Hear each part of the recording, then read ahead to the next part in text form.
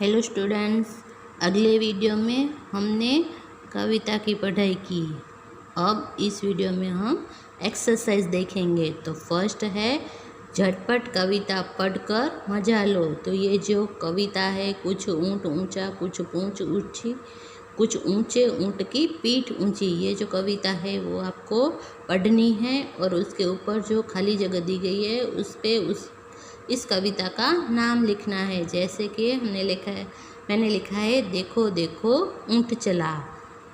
फिर उसके next question है ऊँट रेगिस्तान में ज़्यादा मिलते हैं।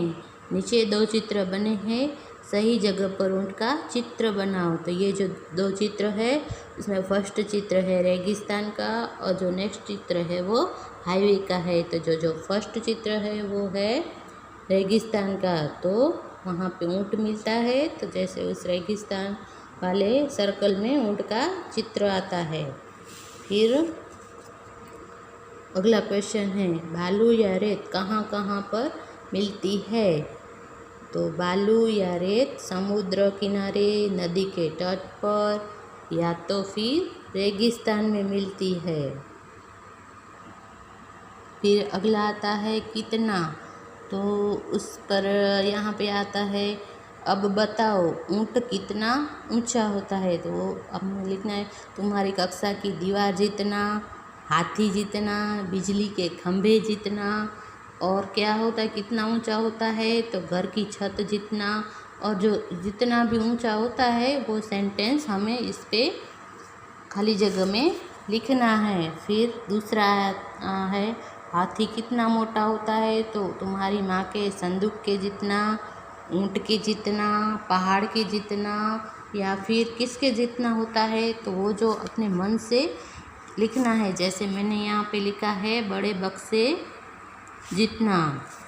उसके बाद है चींटी कितनी छोटी होती है। तो आपने तो चींटी देखी होगी कितनी छोटी होती है। तो यहाँ पे लिखा है चीनी के दाने जितनी, चावल के दाने जितनी, इलायची के दाने जितनी, और जितनी भी छोटी हो उसका नाम लिखना है। जैसे कि मैंने यहाँ पे लिखा है चाय के दाने जितनी।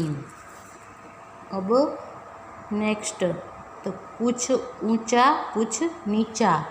तो ऊँट से ऊंची चीज़ों के नाम पर गोला लगाओ। तो ये जो यहाँ पे 5 दी गई है, जैसे कि बछिया, बिजली का खंभा, आम का पेड़ और तुम्हारी कक्षा की छत और हाथी। तो इसमें जो ऊँट से ऊंची चीज़ें हैं इसके ऊपर हमें सर्कल करना है। जैसे कि बिजली का खंभा और आम का पेड़, ये दोनों होए वो ऊँट से ऊंचे होते हैं, इसलिए उन दोनों के ऊपर ऐसे सर्कल बनाना है। और नेक्स्ट क्वेश्चन है ऊँट के नीचे से क्या क्या निकल सकता है और किन किन चीज़ों की मदद से ऊँट पर चढ़ोगे। तो ये इसका क्वेश्चन आंसर मैं आपको बुक्स में अभी लिखवाती हूँ। फिर उसके बाद आता है कि सफ़र का सामान, ऊंची गर्दन ऊंची पीठ, पीठ उठाए ऊँट चला। बताओ ये सब क्या का उठाकर चलेंगे।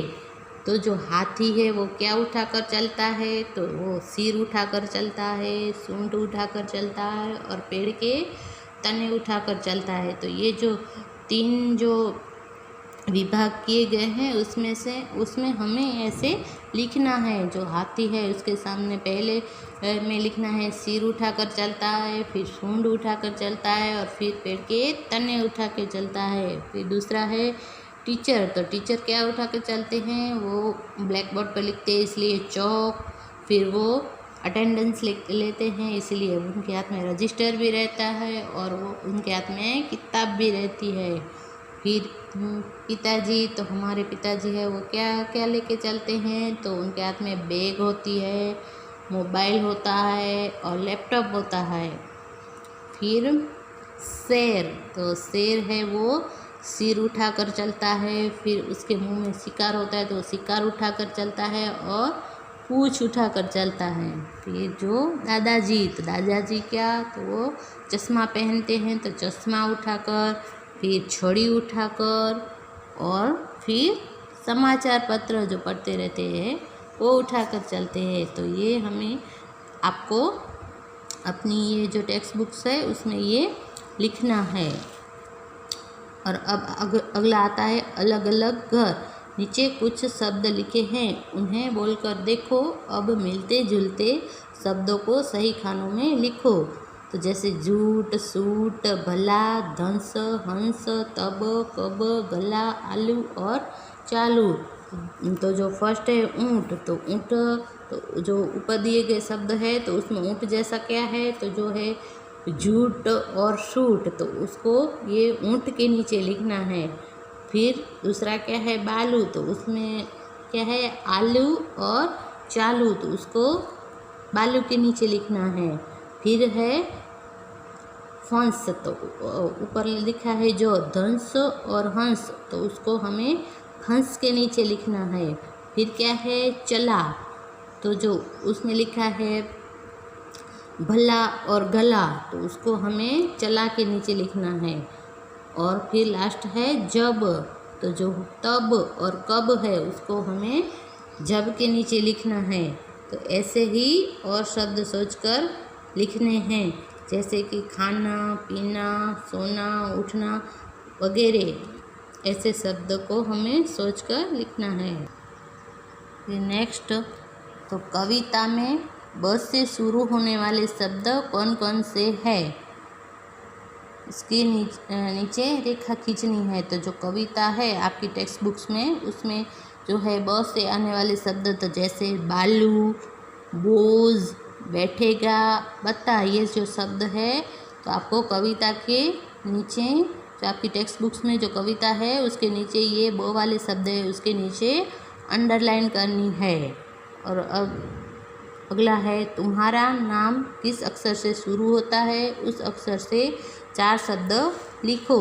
तो आपका नाम जिस अक्षर से शुरू होता है उस शब्द के लिए रिलेटेड 4 शब्द लिखने हैं। जैसे मैंने यहाँ एग्जाम्पल के तौर पे लिखा है कि अगर किसका नाम राजू है तो फिर हमें ऐसे 4 शब्द लिखने हैं। जैसे मैंने लिखा है राम, रानी, रात और रमेश। तो आपका नाम जिस शब्द से शुरू होता है ऐसे पहले शब्द वाले 4 शब्द आपको लिखने हैं।